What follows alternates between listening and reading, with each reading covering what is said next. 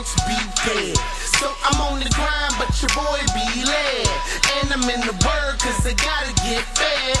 Don't be mad at me, I'm just doing what he said. What he said. Work it out. Holle, holle, holle. Now work it out. Holle, holle, holle. Now how are you, Fidel? Man, it's a pleasure to be here. Thanks for having me, brother. Thanks for being here. Now, for people who don't know you, yes. I mean, obviously the Christian hip hop game is still underground. Yeah, it's still underground for a lot of people. Tell us a little bit about who you are. You know, how many? I mean, I know you have a new album coming up. You have albums out already, or just already, obviously. Exactly. But for people who don't know who you are, talk a little bit about who you are. Okay. Well, my testimony is I was born in Memphis, Tennessee. I actually lived and stayed in Detroit for my childhood. But I grew East side or west side? Off 7 Mile. This interview is over. Just kidding. Oh, no, that was hard. So basically, during my adolescence, I grew up, I was a PK, I was a preacher's kid. Okay. I actually grew up in a very abusive home. I grew up in the streets of Memphis, Tennessee. That's where I spent most of my childhood. So I had this really harsh extreme of living in an aggressive neighborhood with tons of violence, gangs, drugs, all of that, being around that, running with them, I mean, all of that stuff, doing dirt. And I had this other side of living in a home, being a preacher's kid, and, being in an abusive home. So basically, from that, in around 2001, just going through different things, the thing that I never doubted was Jesus Christ. Understanding that the scripture talks about trusting in the Lord, leaning on our own understanding.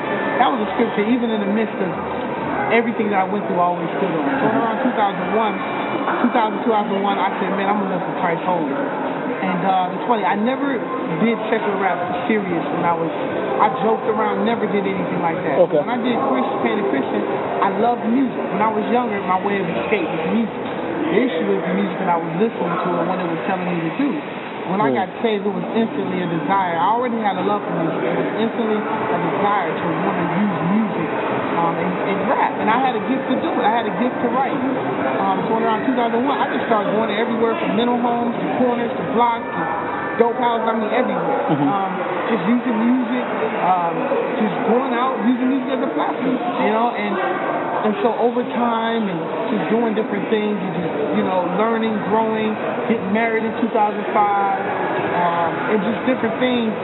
To make a long story short, I actually released my first album in 2008 called I Live, which was birth. I felt like that album was birthed out of my childhood, just the things I've been through and overcoming and what God has did in my life. And the campaign was, I will be everything they say I could not be. Right. And that's what I want to say to people. Because people, man, when you sit down and actually get to talk to people, I mean, people have been through some stuff. And even when they get saved, a lot of times, the enemy knows what they don't tell people, and he's able to work on those things. And a lot of people come out of difficult situations, and because I've seen so much in the church, most people haven't seen because I was behind the scenes. Yeah. And being a believer myself and being out in the streets, I have this view that probably most people don't have. I don't necessarily feel like it's better than anybody, but I feel like I have a view in which music fits. A lot of other things fit, but music fits. And so taking that message, I will be everything they can say they cannot be, everywhere, and just encouraging people, having phenomenal testimonies of how God used the message, and now being at a place of where the next step for those people is rallying them to my new album, Club David, which is coming out May 17th. Just rallying all those people and saying, okay, now it's time to pursue God's will. God called David a man after his own heart. He said, I found the man who will do as I will. And so I want to encourage people, who is that you? Will you do as God wills for your life? And so that's what Club David is about. And so, man, I'm excited, man. To be in this season where I'm able to use music, use rap music as a platform, is nothing I take lightly. Not everybody gets to do it. And so now I'm just on that campaign, pursuing the will of God for my life and seeking to fulfill, to bring glory to Him. And that's what I want out of Fedel music. And I want to affect people's daily lives. Okay. You know what I mean? So, Now, a lot of people, this goes back and forth. I don't know if you ever check out the Christian hip-hop blog sites. Obviously, there's Rapzilla and The South and the Holy Culture and stuff like that. And people go back and forth on the idea of what a Christian rapper is. Mm-hmm. Are you a theology rapper? I mean, you'll say your 116 clicks and your CMRs and your lamp mode are very much driven by theology versus your Christian club rappers, kind of like your Applejacks and stuff like that. Where would you say that you fall on that spectrum, or do you believe that spectrum even exists? Oh, it definitely exists. I think we always want to categorize things. Mm-hmm. There's definitely people that take certain approaches. They have convictions on this is how they think music should be. Mm-hmm. I am the type of artist where, because I'm a Bible student, I know the word. Sometimes I have a tendency to go in like that. Mm-hmm. But I think for me, my music, especially the music on Club David, is a lot more relational. Okay. I like making music people can feel. So I like making music that you can feel, but it has Christ in the lyrics, that has my testimony, other people's testimonies, and things like that. So I definitely think people like to categorize. I've seen the blogs. I know some people who've written the blogs, mm-hmm. and it's definitely like there's perspective there. But mm-hmm. I think as you grow and evolve, you see there's a need for all the music. So for me, I try not to box myself in. I try to see what's necessary and what I'm feeling and what God's putting on my heart at the time. Okay, that's good.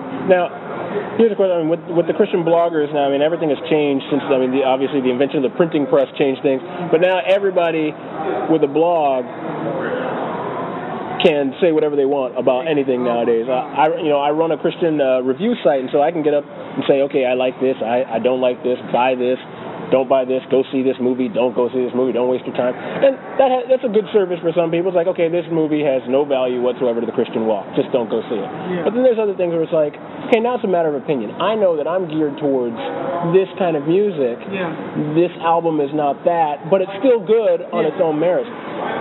Living in that world of instant opinion, what is the most meaningful thing you've heard someone say about your music, and what's one of the harder things that you've heard someone say, but you've had to kind of graciously accept? Well, I'll say, when I think of a mean, I don't know if I remember. I know people have had things to say about my music. Mm-hmm. I'm sure, because I respect everybody's opinion. I feel like you don't owe it to me to like my music. Right. That's just my perspective. Mm-hmm. Like, I feel like I put it out there as an option for you. Mm-hmm. I would say probably the worst thing you can say is here goes somebody album for free and I pay. I think like artists can take a lot of heat, but we really like for our work to be paid for. Mm-hmm. You know what I mean? We put a lot into the record. Right. And it's ministry. It's not like yeah, man. And we have a unique mission. Mm-hmm. So I think when it comes to that, I think the thing that's probably disappointed me the most is when you go online and you see somebody posting a link for a free Lecrae album or free Canton Jones album. You're like, man, I wish you could have just told her, hey, go get the album. Mm-hmm. So I would say that's probably the biggest disappointment to an artist. I would say on the other side, when it comes to critique, I'm very open to people. Of course, you don't want everybody in your ear, but I'm really big on having people around me that give me honest feedback, because I'm all about being the best I can be. Mm-hmm. And so I'm evolving as an artist, even as we speak. Like, I'm still evolving as an artist. So, like, with me, I keep people around me that I'll send stuff to, and I'll be like, oh, that's not it. Right. That's really whack. When I first started, around some years ago, I remember the first project I came with, I took it to some guys that I highly respected, and they sat there and laughed at my record. And I remember understanding, like, how, as artists, you have